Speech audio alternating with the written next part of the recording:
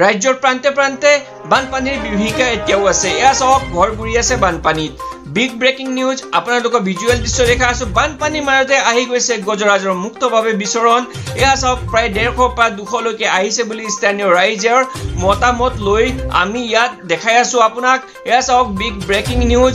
আৰু এয়া চাওক বানপানীৰ মাজতে এই যিটো গাঁৱৰ ৰাস্তা, এয়া চাওক গাঁৱৰ ৰাস্তা ভাঙি নাইকিয়া হৈ গৈছে।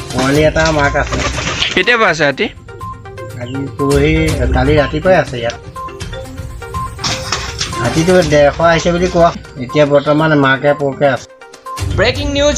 জাউনি তিনিকুৰীয়াত যি বানপানীৰ সমস্যা আছিলে তাৰ মাজতে এই গজৰাজ সোমাই গৈছে, মুক্তভাৱে বিচৰণ কৰিছে। প্ৰায় 150 পৰা 200 লৈকে গজৰাজ আহিছে বুলি কৈছে স্থানীয় ৰাইজে। ইয়াত আমি দেখাই আছো ভিজুৱেল দৃশ্য। আজি 2 দিন ধৰি ইয়াত গজৰাজ আহিছে, কিন্তু ফৰেষ্টৰ বিভাগৰ পৰা কোনো ধৰণৰ মানুহ অহা নাই। এয়া মুক্তভাৱে বিচৰণ কৰা গজৰাজে মানুহক যিকোনো মুহূৰ্তত ইয়াত এটেক কৰিব পাৰে। সেইকাৰণে স্থানীয় ৰাইজে ইয়াত বিচাৰিছে যে চৰকাৰে ইয়াত যিকোনো ব্যৱস্থাৰে ইয়াৰ পৰা গজৰাজ লৈ যাওক, হাতী লৈ যাওক। প্ৰায় 150 মান ইয়াত হাতী আছে কৈছে ৰাইজে, কৈছে প্ৰায় 150 মান হাতী আছে। গতিকে চৰকাৰক বিনম্ৰভাৱে অনুৰোধ কৰিছো যাতে ইয়াৰ পৰা হাতীখিনি লৈ যাওক। আৰু এয়া চাওক মুক্তভাৱে বিচৰণ কৰিছে গজৰাজে, নিচেই ঘৰৰ ওচৰতে আহি পেলাই বিচৰণ কৰিছে। খাদ্যৰ অভাৱত ইয়াত আহিছে, আহি পেলাই বিচৰণ কৰিছে। ব্ৰেকিং নিউজ আপোনালোকক ওচৰৰ পৰা দেখাবলৈ যত্ন কৰিছো। এয়া চাওক আমি চাৰ্কেল বনাই দেখাই আছো। এটা পোৱালিৰ লগতে মাক আছে।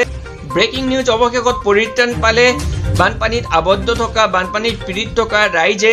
চৰকাৰে ইয়াত ৰেচন পাতিৰ ব্যৱস্থা কৰি দিছে। ইয়াত চাওক স্থানীয় গাঁওবুঢ়াৰ তত্বাৱধানত দালি, চাউল আৰু নিমখৰ ব্যৱস্থা কৰা হৈছে। এয়া চাওক স্থানীয় ৰাইজে নিছে এনেকে। ইয়াত আমি দেখাই আছো আপোনাক ভিজুৱেল দৃশ্য দেখাই আছো। এয়া চাওক জাউনি তিনিকুৰীয়াৰ পৰা লাইভ দেখাই আছো আপোনাক। এয়া চাওক আপুনি দেখিব পাইছে, লাইভ দেখিব পাইছে এনেধৰণে ৰাইজে নিছে। বানপানী আবদ্ধ থকা, বানপানীত পীড়িত লোকে কিছু হলেও সকাহ পাইছে এইখিনি ৰেচন পাতিৰ পৰা।